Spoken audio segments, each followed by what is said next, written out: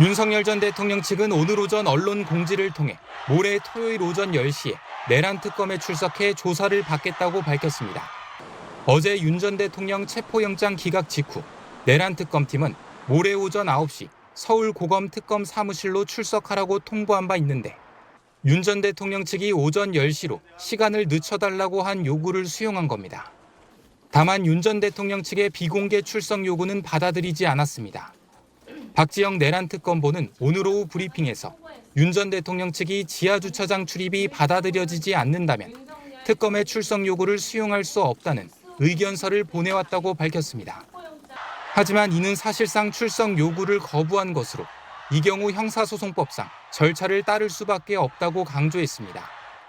윤 전 대통령이 불출석할 경우 재차 체포영장을 청구할 수 있다는 점을 시사한 겁니다.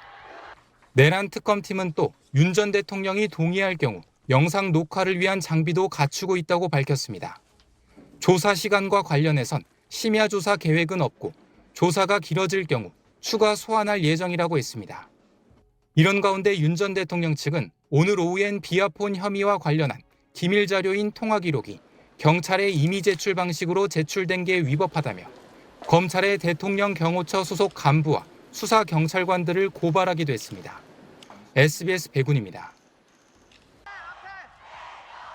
윤석열 전 대통령이 내란 특검의 소환 통보에 비공개 조사를 요청했습니다. 윤 전 대통령 법률 대리인단은 오늘 오전 입장문을 통해 윤 전 대통령이 오는 28일 오전 10시경 특검에 출석해 조사에 응할 것이라고 밝혔습니다. 앞서 특검이 28일 오전 9시에 서울고검 특검 사무실에 피의자 신분으로 출석하라고 통보했는데 1시간 늦게 나오겠다고 한 겁니다.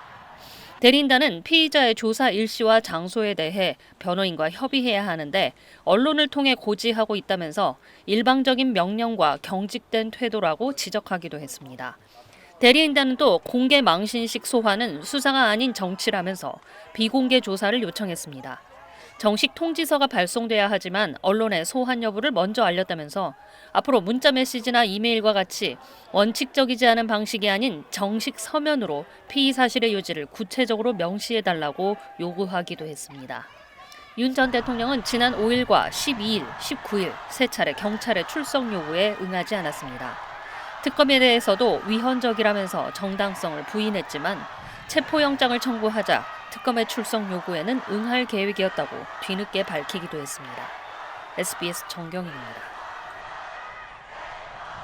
서울중앙지법은 어제 저녁 7시 50분쯤 윤석열 전 대통령에 대한 체포영장을 기각했습니다. 조은석 내란특검팀이 체포영장을 청구한 지 26시간 만입니다. 특검팀은 피의자가 특검에 출석 요구가 있을 경우 이에 응할 것을 밝히고 있다는 이유로 법원이 체포영장을 기각했다고 밝혔습니다. 윤 전 대통령 측이 특검의 체포영장 청구가 절차를 어겼다고 반발하며 향후 정당한 절차에 따른 특검 소환에 적극 응하겠다고 밝힌 점이 고려됐다는 설명입니다. 체포영장 기각 직후 특검팀은 윤 전 대통령에게 오는 28일 오전 9시 서울고검 특검 사무실로 출석하라고 통보했습니다. 또 윤 전 대통령이 출석에 불응할 경우 체포영장을 다시 청구하는 방안을 검토하고 있다고 덧붙였습니다. 앞서 그제 특검팀은 윤 전 대통령에게 비상계엄 이후 공수처의 체포영장 집행을 경호처가 막아서도록 지시하고 군 사령관들의 비화폰 정보를 삭제하도록 지시한 혐의 등으로 체포영장을 청구했습니다. 조사에 응하지 않은 유일한 사람이고 끌려다니지 않을 예정입니다. 이에 대해 윤 전 대통령 측은 모레 소환에 당당히 응할 예정이라며 기각된 특검의 체포영장 청구는 별건, 편법 수사이자 정치적 행보라고 주장했습니다.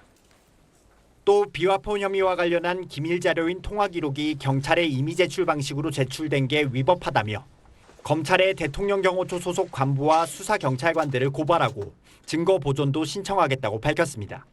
SBS 한성입니다.